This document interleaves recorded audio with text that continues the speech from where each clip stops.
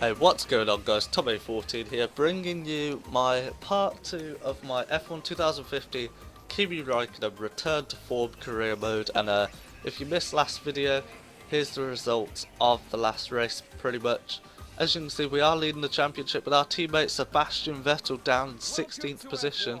So now we head to qualifying. I apologise in the last video not including the qualifying, but I had a slight issue with recording the qualifying and practice. But nothing much really happened in practice here in Kuala Lumpur as we watch ourselves, as Kimi Raikkonen obviously, sit waiting to go out for the qualifying session. But yeah, not a lot happened in practice this weekend. I was just more getting used to the setup of the car around here because I had done a bit of practice in quick race and it appeared that I had a lot of, I had so much more downforce throughout the middle sector, but then couldn't really get any straight line speed. So anyway, coming on to our qualifying lap, we're in rich mix using the RS.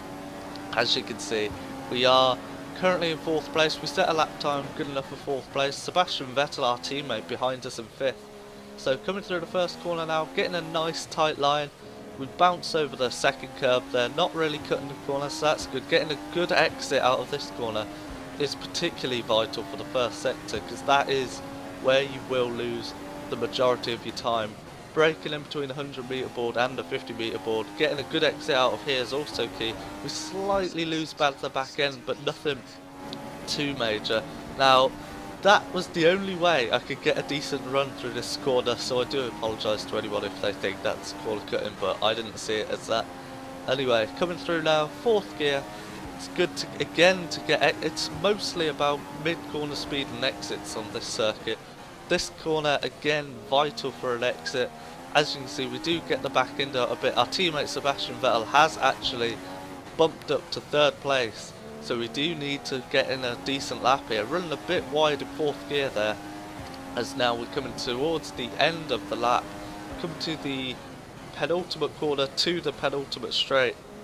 No wait, that's not right. Anyway, we missed the curb there, the inside apex, so we do actually lose time.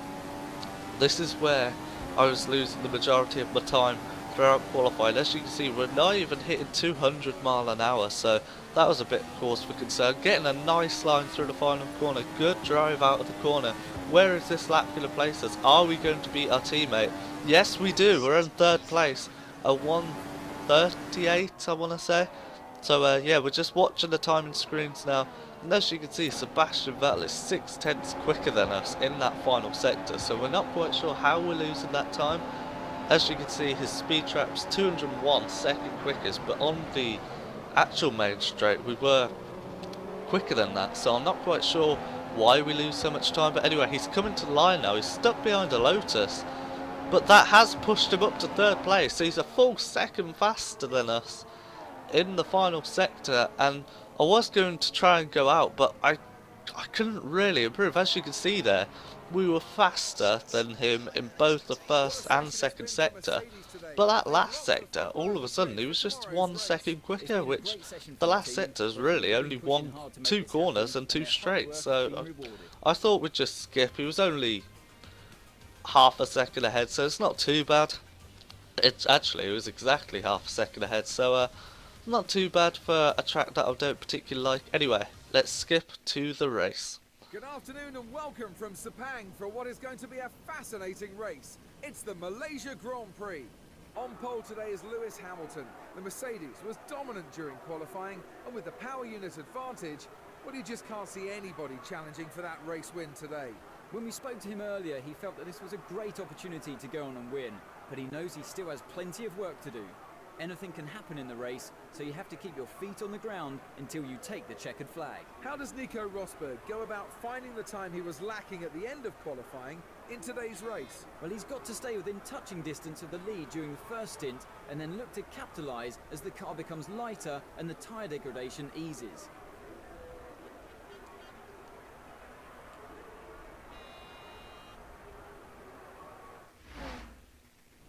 Alright guys, so we're lining up on the grid. As you saw there, it was a Mercedes front row lockout. The engineer wants us to have option prime, but like like many times on this career mode, it was best to go option prime option. Anyway, 5 red lights. Can we get ahead of Sebastian Vettel?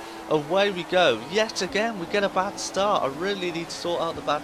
It's only the first game where I've had bad starts. We've had Daniel Ricciardo now jump ahead of us. We've even got a Sauber getting ahead of us. That's surprising. But we try to hang it round the outside of the AI here. Now we dart down the inside of our Daniel Ricciardo, and there's a yellow flag behind us. There's a massive pile up as we're right behind Sebastian Vettel. Let's take a look at that. So we look at it was the force injury of Nico Hulkenberg that span round Daniel Ricciardo, causing a massive pile up. And now we're going to have a look at that on board with Felipe Nasr and Massa and Danny Kvyat.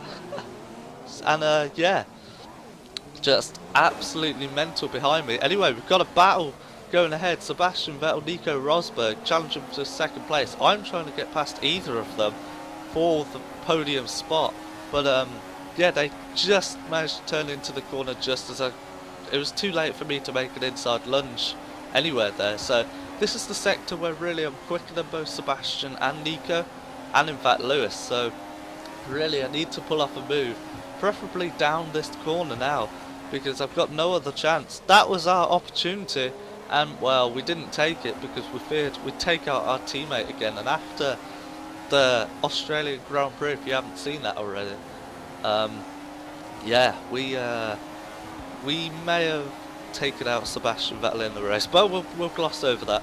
As you can see now, we're going to see in this sector is where the AI, just the AI in general, are a lot quicker than me. Here we go. So I thought I got decent drive, but then, whoa, everyone's just left me for dust. I don't think it's quite the second gap that there was in qualifying, but then again, maybe it is. So we have to try and make up something. We try different lines, we try braking later, we get a bit tail happy, and again the AI have just gone, completely gone. Lewis Hamilton saying a 143, we can't get anywhere near that. So yeah, going on to lap 7 now, as really they just left us pretty much. So we come into the pits for the prime tyre, I believe it is, because like in Australia, we're going to try and fit the option tyre at the end with low fuel and try and pump fastest laps and try and catch up to the first 3, which does unfortunately mean we're going to have a slow middle stint. So we'll have to see how that pays off, but a 2.4 second stop from the Ferrari mechanics. Very nice pit stop indeed. The pit lane length is longer here than it is in Australia, and as you can see, sparks flying from these guys as now we jump down the inside of Max Verstappen later on in lap 8, and now we're behind this train. We really didn't need this if we wanted to make progress to the guys in front of us, but yeah, we're trying to overtake Sainz, Ericsson, and I can't quite see who the rest of it is. We're right behind Sainz. We're going round the outside. We're turning in to make the apex. Oh! And he spun us! We've spun! Now, at the time, I think I blamed Sainz, but we did kind of turn into him. I should have looked into my mirror. And trying to go forwards, we drive into Daniel Ricciardo, who's been taken out twice now this race. We have a 5-second time penalty added to the end, so that could cost us later on in the race. That incident has already cost us about, I want to say maybe 7 seconds, not quite 10 seconds, but it's cost us a fair bit of time. As now we're coming down start finish straight. The annoying thing is they were pitting anyway, so if I was just a bit more patient, I'd have got past them. But hey, what can we do? We've dropped down to 6. We're even behind Valtteri Bottas now in the Williams, so yeah, really not a good outlap at all from us. We've kind of done a classic Kimi Raikkonen there, getting involved in incidents that we don't need to be involved with. And yeah, so now we've got Daniel Ricciardo behind us with 4.5 seconds behind the Williams of Valtteri Bottas. So he was a good just under 10 seconds behind, and now we've dropped 5 seconds behind him. So now we jump all the way to lap 16, where really the only thing that was happening was Felipe Massa behind us was catching us up massively. So I really didn't like these prime tyres here in Malaysia, so I really needed to come in to pit. I know it's 12 laps to the end, but we really need to do something, as we couldn't hold off the Williams. He was closing in on us a good second a lap, I'd say. So we come into the pit lane now, fitting the option tyre. I hope the team don't make a mistake. But yeah, coming down the pit lane now, lap 17 of the Grand Prix. We have Felipe Nasser just going past us now. The team, yes, they do fit the option tyre. Another 2.4 second stop, so really consistent pit stops from the mechanics this year so far. I mean, it's only been 2 races, but they've been very consistent. I haven't had any mistakes like in Project Cars where you drop your wheel nut. So we come out in 9th place. So this time we don't have any traffic to worry about on this outlap, so we're not going to get caught up in any instance involving AI. But as we cut all the way to lap 26 really, where we jumped a lot of people, we got up to 3rd place, even ahead of the Mercedes Nico Rosberg. But now he's been pressuring us the past few laps. He sails past us as we caught up, but our tyres have done 11 laps and we have just completely gone off the cliff. As now we ride on the helicopter cam. Look how close this wheel to wheel is. Nico Rosberg having to cut over the second corner because we were not going to give him this position. But now he's still behind us. I love the AI on F1 2014. They don't give up for a battle. He darts down the inside. Is he going to have this corner? No, he just about hang it round the outside on worn tyres. Nico Rosberg's on the prime tyres. He's been on them the same length, but of course being the prime tyre, they don't go off as easily. So really, we only got up to this 3rd place because we hammered the lap times on the outlaps. So yeah, really somehow we managed to jump Valtteri Bottas, Nico Rosberg and get up to 3rd place. So really that was just an amazing few laps, and I thought I'd cut it out because there was actually no action. It was just me pumping in lap time.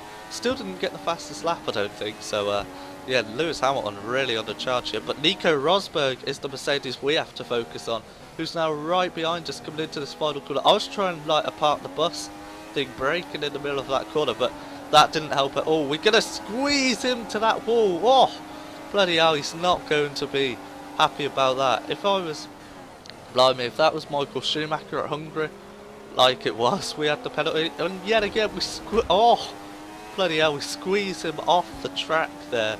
A bit naughty from us, but we didn't even get a warning, so I do have to question some of this game's logic, as we didn't quite touch 200 mile an hour there, but you know, we did squeeze a Mercedes off the corner, but it was to no avail really. Only we kept the position, but he's still right behind us, as you can see by the proximity arrow, and we look behind now. This is the final lap of the race for the podium. You don't understand how hard this was fought, because we had a disastrous middle stint with those prime tyres. We were nowhere. So now it was really surprising to me to have this position. But now, as you can see, we are actually running out of fuel. We aren't stuttering, but we have got low fuel levels, so we need to be careful of that and hold off a Mercedes. God knows how these Formula 1 drivers actually cope with these conditions. Now, we're weaving down this straight kind of, but not excessively, just a slight movement. But Nico Rosberg, he's been about half a second, if that, behind us consistently through the slap, so we can't even make up time in that middle sector like we have the whole race. So now coming through to the end of the lap, Lewis Hamilton has won the Malaysian Grand Prix, but again, it's this Mercedes we need to focus on here. Sebastian Vettel, our teammate, has beaten us this race, unless he has penalties, which we don't know. We tried to squeeze Nico again to that wall, but he's got past us a lot earlier. We're diving down the inside. Oh, there's slight contact. There is slight contact. Are we going to try and squeeze it? No, we leave him the room. Oh, and he's hit us. He's put us in the barrier. Wow. So now, are we going to hold on to even 4th place with Valtteri Bottas behind us? We crossed the line, and wow. What a final corner to the race. I'm with Kimi on this one. I am massively disappointed with the end of that race. I mean, we had that podium spot, but Nico, he wasn't having any of it, and we actually dropped down to 5th. Why is... oh, yeah, we had that 5-second penalty from taking out Ricciardo anyway.